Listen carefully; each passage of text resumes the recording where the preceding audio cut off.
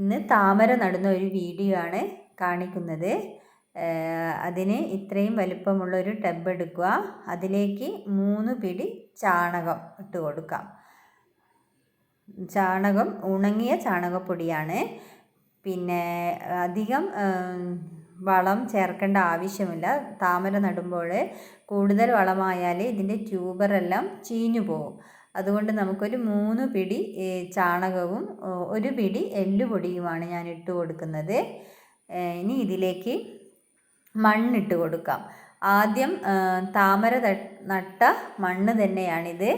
അത് ഞാൻ ഇതിലേക്ക് ഇട്ട് കൊടുക്കുന്നുണ്ട്. ഇതിൽ ഒരു അര ഭാഗത്തോളം നമുക്ക് മണ്ണും കൂടി ഇട്ട് കൊടുക്കാം.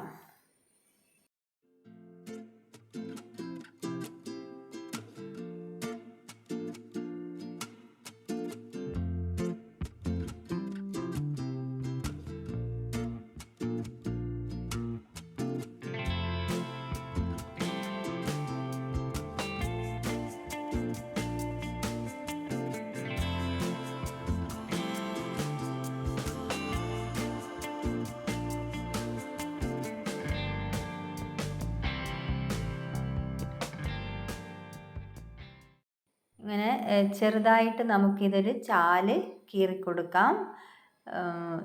അധികം ഇത്രയും മതി. എന്നിട്ട് ആ ഒരു ആഴത്തിലുള്ള ചാല് കീറിക്കൊടുക്കാം. അല്ലെങ്കിൽ അധികം ആഴത്തിലായിപ്പോയാൽ ട്യൂബർ ചീഞ്ഞു പോകും. അതുകൊണ്ട് അധികം ആഴത്തിൽ ട്യൂബർ വെച്ച് കൊടുക്കണ്ട.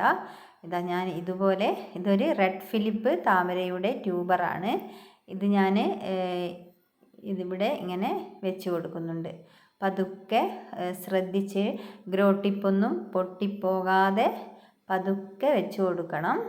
ഗ്രോ ടിപ്പിൻ്റെ മുകളിലൊന്നും മണ്ണ് വീഴാതെ ശ്രദ്ധിക്കണം. ഇങ്ങനെ ഈ ഇല വന്ന ഭാഗത്തൊന്നും മണ്ണ് വീഴാതെ പതുക്കെ ഇങ്ങനെ മണ്ണ് നമുക്കിങ്ങനെ തട്ടിക്കൊടുക്കാം. അതിൻ്റെ മുകളിലായിട്ട് മണ്ണിട്ട് കൊടുക്കണ്ട. എന്നിട്ട് ഇങ്ങനെ നമുക്ക് ട്യൂബർ ഇങ്ങനെ വെച്ച് കൊടുക്കാം. ട്യൂബർ നടുമ്പോൾ എപ്പോഴും നമുക്ക് ട്യൂബർ കൈ കിട്ടിക്കഴിഞ്ഞാൽ നമ്മളതിന് കുറച്ച് ഇല വന്നതിന് ശേഷം കുഴിച്ചിടുന്നതായിരിക്കും ഏറ്റവും നല്ലത്. പിന്നെ ഇതിലേക്ക് ഞാൻ വെള്ളം നിറച്ച് കൊടുക്കുന്നുണ്ട്. ഒരു പ്ലാസ്റ്റിക് കവറോ അല്ലെങ്കിൽ എന്തെങ്കിലും ഇലയോ എന്തെങ്കിലും വെച്ചിട്ട് നമുക്കിങ്ങനെ വെള്ളം നിറച്ച് കൊടുക്കാം. നേരിട്ട് വെള്ളം നിറച്ച് കൊടുത്താൽ മണ്ണെല്ലാം കലങ്ങി ആകെ മണ്ണെല്ലാം മുകളിലോട്ട് വരും. അതുകൊണ്ട് ഇങ്ങനെ ഒരു കവറ് വെച്ചിട്ട് വെള്ളം നിറച്ച് കൊടുക്കുന്നതായിരിക്കും നല്ലത്.